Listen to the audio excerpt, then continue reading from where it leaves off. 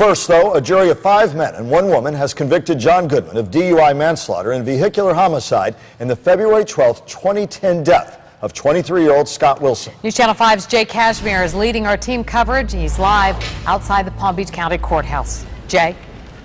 Michael Kelly, it was an emotionally charged day in court today, culminating 3 weeks of powerful testimony today with a guilty verdict. That jury of 5 men and 1 woman handing down a guilty verdict in the DUI manslaughter case against John Goodman. It was an emotional day, again, culminating weeks and weeks of testimony here. Let's go ahead and take a look at the individual charges now. The conviction now carries DUI manslaughter, failure to render aid, and vehicular homicide, failure to render aid. The charges and the conviction carries a maximum of 30 years in prison.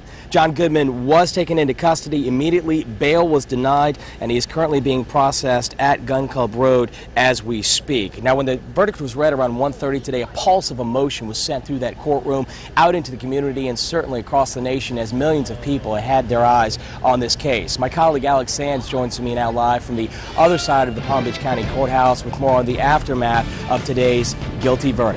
Alex.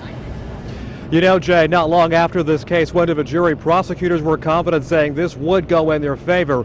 And so today, more than 2 years after so many things changed for John Goodman and Scott Wilson's family, that jury handed down justice. In the Circuit Court of the 15th Judicial Circuit, it took the jury, after 7 days of testimony, 5 hours to make its decision.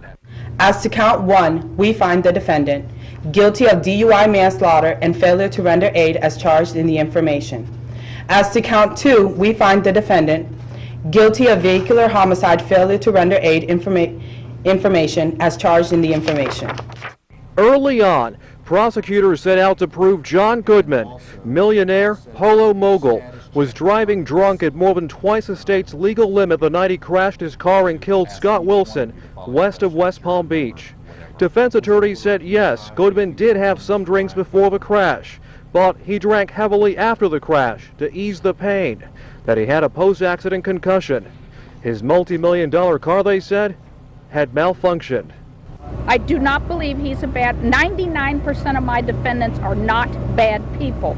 They make bad choices. Ellen Roberts was lead prosecutor. He had been partying and celebrating something. He had too much to drink. He got in his car, and for whatever reason, he went past his house. He blew through that stop sign and hit this young man that was going home to his family. To be honest with you, this is no different from, Paul the plumber.